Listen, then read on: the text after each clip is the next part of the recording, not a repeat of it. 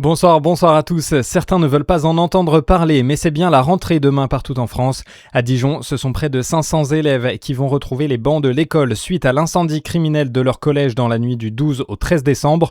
C'est une rentrée en 2 temps qui se profile. Les professeurs vont être accueillis dans la matinée et les collégiens dans l'après-midi. Les troisièmes, quant à eux, feront leur rentrée dans les classes d'un lycée voisin. Vous allez peut-être avoir du mal à prendre rendez-vous chez le médecin dès demain. Par ici, comme partout en France, les professionnels de santé libéraux seront en grève. Ils protesteront contre les mesures envisagées pour le plan de financement de la sécurité sociale 2026. Il a été condamné pour violence sur son ex-conjointe. Un homme de 48 ans était jugé ce vendredi devant le tribunal correctionnel de Dijon. Il écope de 2 ans de prison, dont 1 ferme. Il est condamné pour avoir violemment frappé au visage son ex-conjointe en août dernier.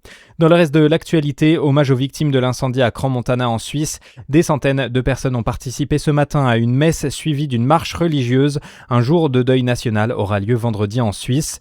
23 Français blessés sont actuellement soignés et 8 sont toujours portés disparus. Le corps d'un Français de 39 ans a été identifié et remis à sa famille.